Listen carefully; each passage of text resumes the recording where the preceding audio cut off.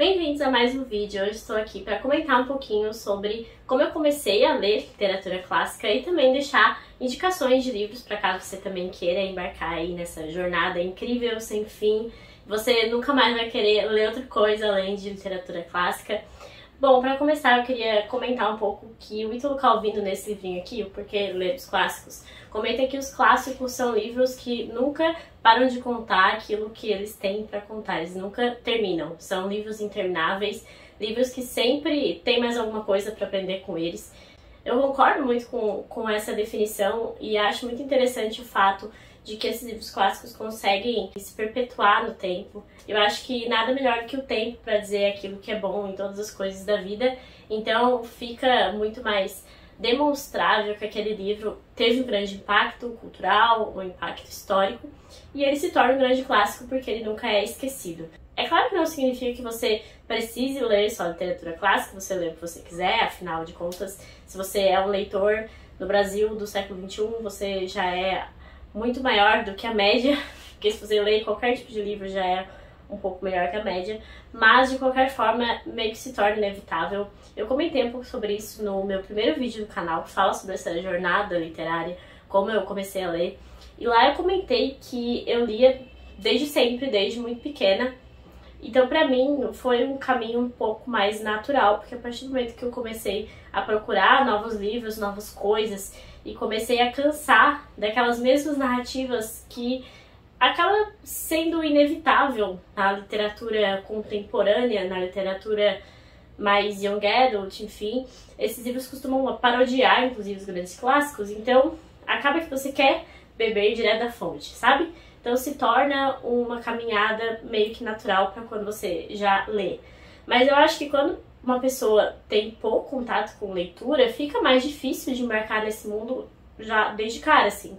Por isso que eu separei alguns livros curtos, livros menores, tranquilos de pegar pra ler, porque aí você começa aos poucos, não precisa começar aí com um livro gigantesco, uma Ana Karenina da vida, que talvez seja um pouco assustador demais pra você.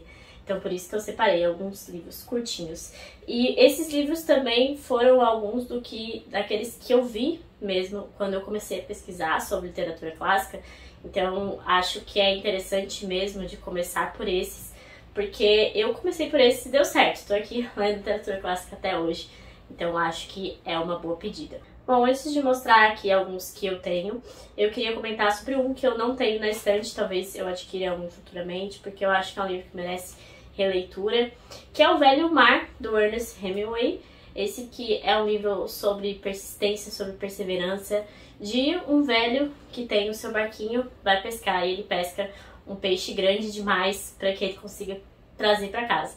Então ele vai levar esse peixe por muitos dias no seu barco. Você descobre aí no final da leitura se ele consegue ou não pegar esse peixe, afinal de contas. Mas o mais interessante é a jornada de aprender com esse nosso personagem principal sobre essa persistência, sobre essa jornada de vida que ele vai te trazer no livro também, bem curtinho. Também é uma ótima pedida para caso você goste aí dessa temática.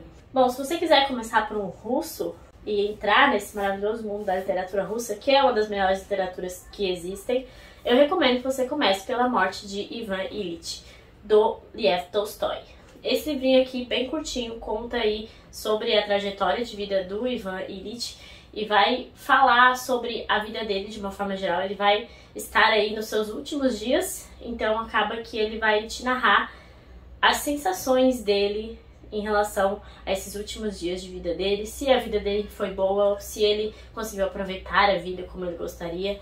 Então é uma lição muito bonita também nesse livro que não vai ter grandes acontecimentos, não vai ter nada demais assim acontecendo na narrativa em si, mas que tem uma grande lição no final do livro também, da mesma forma que O Velho Mar, do Hemingway.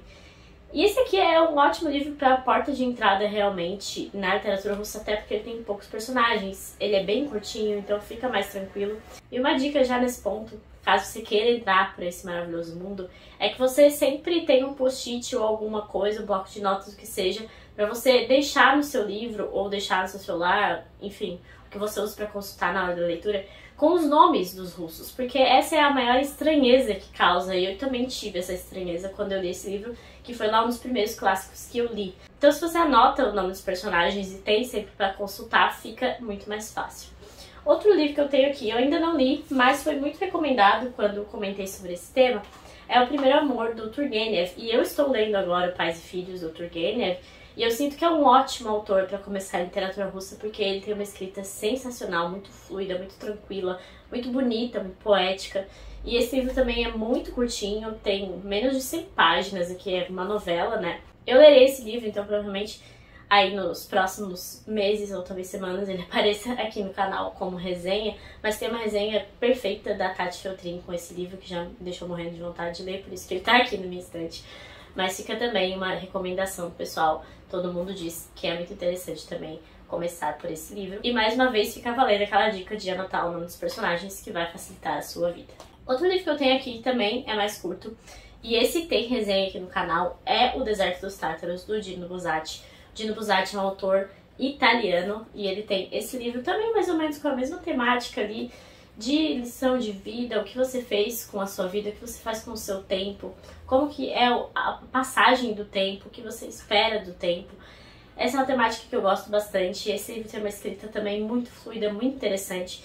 Ele tem um pouquinho aí de fantasia, ele pode parecer um pouco misterioso aí em alguns pontos. Eu comentei bastante sobre isso na minha resenha, mas eu acho que vale a pena trazer ele para essa lista, porque apesar disso, que pode também causar certa estranheza, ele é um livro muito bonito de ler, tem uma lição muito bonita e também tem uma escrita muito boa, como eu disse, muito fluida, muito tranquila.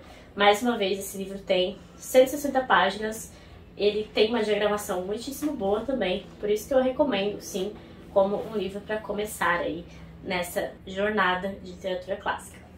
Bom, outro que também tem resenha e que eu panfleto para absolutamente todo mundo que eu conheço é O Senhor das Moscas, do William Golding. Tem gente que não gosta muito desse livro, que acha ele meio maçante, mas eu adoro a história, adoro como ele traz política, filosofia, religião, todo tipo de debate para esse livro curtinho que conta a história de alguns alunos de um colégio britânico que estavam num avião fazendo determinada viagem e acabam caindo numa ilha, todo mundo morre, menos as crianças, e as crianças vão ter que sobreviver sozinhas.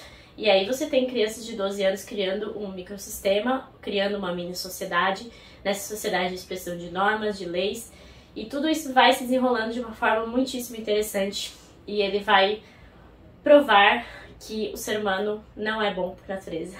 Esse é o ponto do William Golding com esse livro, e ele escreve logo depois de vir da guerra.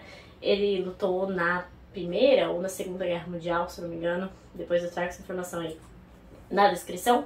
Eu acho que foi na Segunda, e ele vem tão desolado pelos horrores que ele viu, por isso escreve O Senhor das Moscas, que é um livro incrível, adoro esse livro. Ele tem aí pouco mais de 200 páginas, é um pouco maior, mas também diagramação tranquilíssima, muitas conversas entre os personagens durante o livro, então fica mais fluido também por conta disso. Quanto mais diálogo durante o livro, mais ele vai ser tranquilo de ler. Então aqui fica a indicação de Senhor das Moscas, caso você goste aí dessas temáticas mais políticas. Essa história é um pouco mais sombria, mas muito realista, diferente do Deserto dos Tártaros, que pode ser um pouco sombria, mas é um pouco mais fantasiosa.